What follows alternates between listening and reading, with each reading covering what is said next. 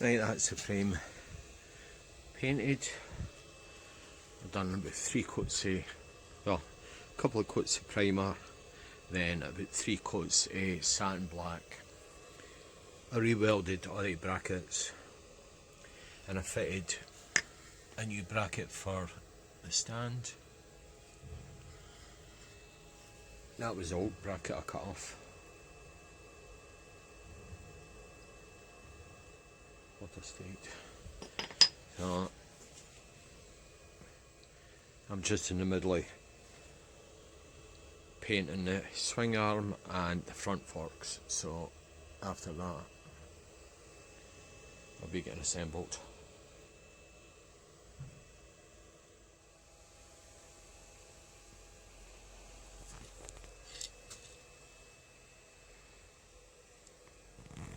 Right, I've got the headstock bearings to knock out with this. Inside, this is pretty straightforward. Inside there's a tube, you can move that about with a bit of force. Then you'll be able to get in with a long screwdriver. If you can see that at the bottom, the bearing. You can see that. You just knock that out. Then when you've done that, you get the screwdriver or a long punch or chisel and just knock the top one out. Right, that's the 2 bearings knocked out, and they're totally knackered. Totally. Right, so we've got that in there.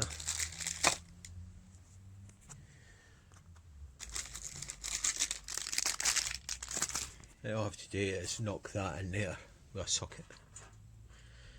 Gently knock it in. That's it in. You know when you've got that, when you're tapping it in, you know when it's deep enough in, it changes tone when you're hitting it. It goes a sort of solid.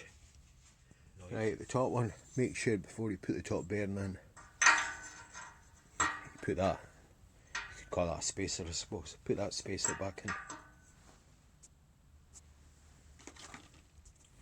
Right, that's the top one in.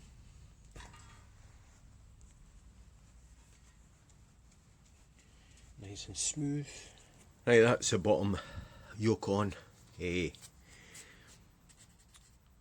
a washer goes at the bottom before you slide it through. There's a washer there, and that nut gets tightened to 90 Newton meters. So it takes a wee bit of doing to tighten that, like, but that's it on. Right, that's the forks entered on.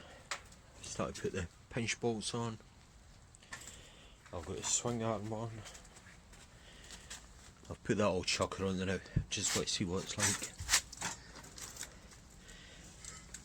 Now with this having the AM6 engine, the old engine, the bolt went through the back of the gearbox. So what I've done, I had to put a spacer on there. There wasn't a spacer on this when I got it.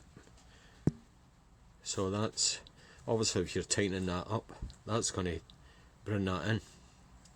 There was no spacer there when I got it, so the bushes in there could just float about anywhere. So we're getting there. I've got the hub bearings to do next.